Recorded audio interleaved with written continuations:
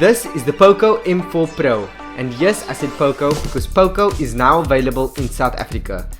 If this is your first time watching, my name is Fakier and welcome to my channel.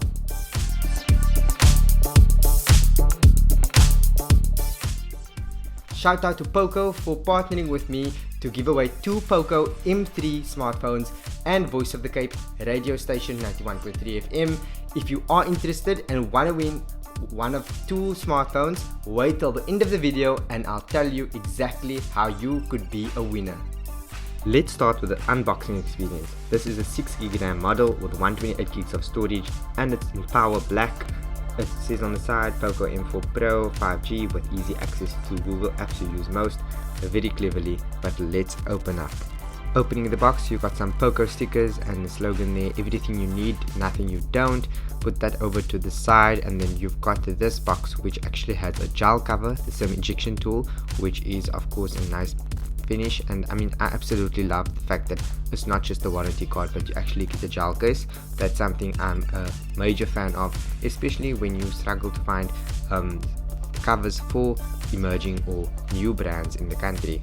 Now, I did unbox this phone already for the review purposes, but this phone has the MediaTek Dimensity 810 5G 6nm processor, 33W Pro fast charging, which a charging brick is included in the box, a 5000 mAh battery and a 90Hz refresh rate, which is super welcome at this price point, and not forgetting a 50MP main sensor. As you can see, it has a 33W fast charging brick included in the box and a USB Type-C to USB Type-A cable included, and no earphones here, but I guess you can get a pair or use something that you have. The POCO M4 Pro, POCO M3 and other devices are available on takealot.com. Let's talk build quality and design, because this is where POCO doesn't fall short on anything. You've got a 6.6-inch LCD display, that's an IPS panel.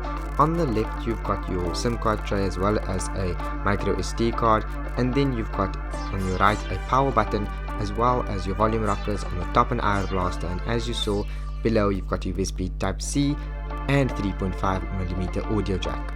There is a 16MP punch hole camera on the front, and I must say that the fingerprint sensor on the side is super snappy. Looking at protection, POCO offers Corning Gorilla Glass 3 for the glass front protection as well as IP53 dust and splash protection. Now that we looked at design, we need to also know what's exactly under the hood. So let's get into the POCO M4 Pro. The POCO M4 Pro runs on Android 11 with MIUI 12.5, that's POCO's own user interface, and as you can see it runs super smooth, especially because of that beautiful display. You get your dark modes and your light modes and a whole array of customization on the device. You can switch between your 90Hz refresh rate or your 60Hz refresh rate. I personally love 90Hz just to have that smoother experience. With the phone in hand, you don't feel like you are missing out on anything, especially because the phone packs size as well as a 5000 mAh battery. The phone has a 6.6-inch display as mentioned earlier and a 399 pixel density, and this makes it great for playing games and definitely like this, just watching Netflix. Aside from the fingerprint sensor on the side, you also have face unlock to use the front camera, and then also to mention the software is very familiar and Android as you know it. You can see that on the top right you have a control center, and then you can also switch the brightness on the screen.